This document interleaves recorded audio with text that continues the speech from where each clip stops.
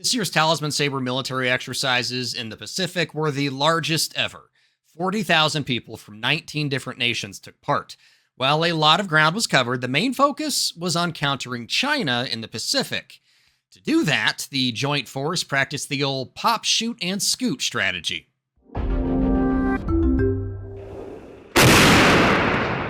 The Talisman Sabre drills started in 2005 as a bilateral biennial military exercise between the U.S. and Australia.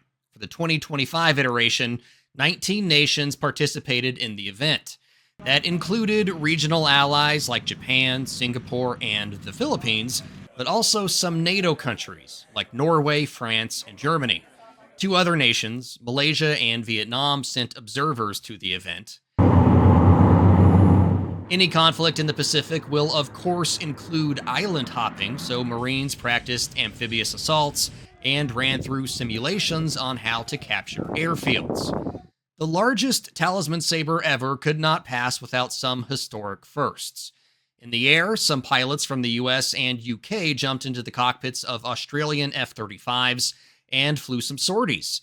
It was the first time American pilots flew fifth-gen aircraft belonging to another nation. And as the Air Force said, it truly highlighted the importance of partner nations using standard equipment.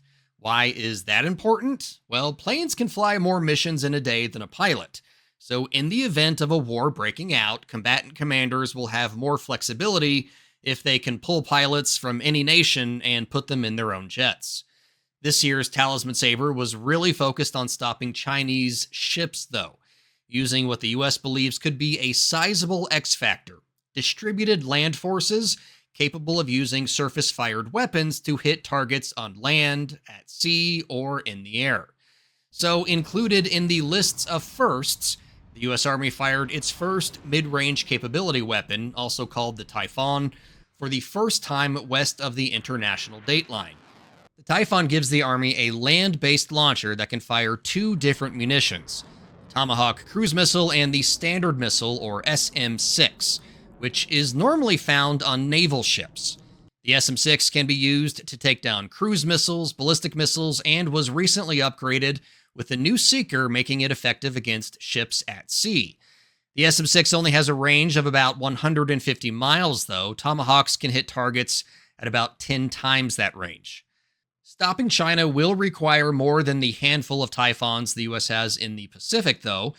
So it's a good thing for the U.S. its allies are buying more HIMARS launchers, which can shoot guided rockets and the U.S. Army's new precision strike missile, also called PrSM. The Australian Army fired a PrSM out of one of its own HIMARS for the first time ever during Talisman Sabre, and a multinational HIMARS team from Australia, the U.S., and Singapore all took target information from a central command source and launched rockets at the same target. It was the first time anything like that has ever happened.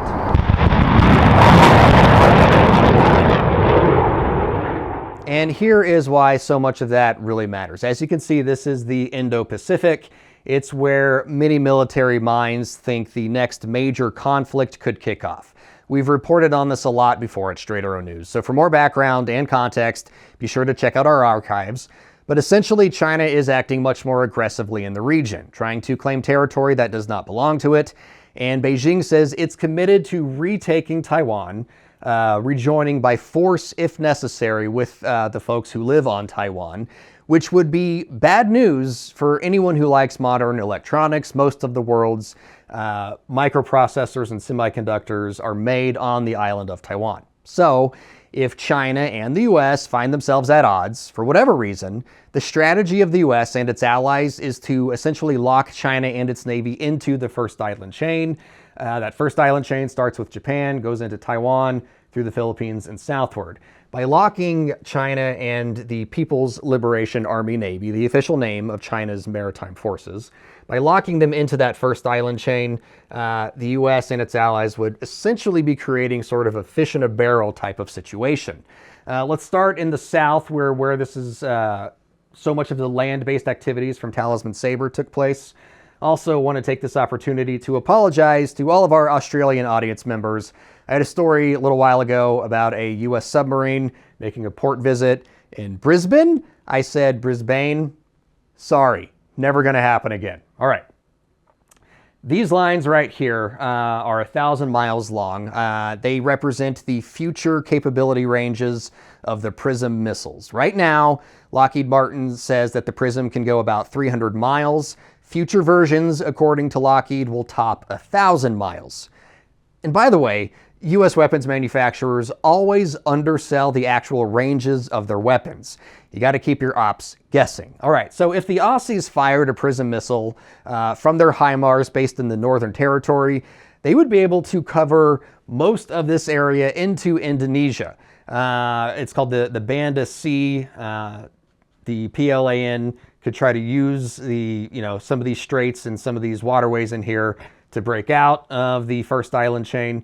Singapore, the other country that took part in that multinational HIMARS launch, if they had PrSM missiles firing from their ports, they would be able to cover into the South China Sea and even cover the Gulf of Thailand, where China has a naval base in Cambodia. It's not so secret. We've covered that before also at Straight Arrow News. But Singapore would be able to cover that base into the Spratly Islands, where Manila has been, in the Philippines, has been having some problems with China.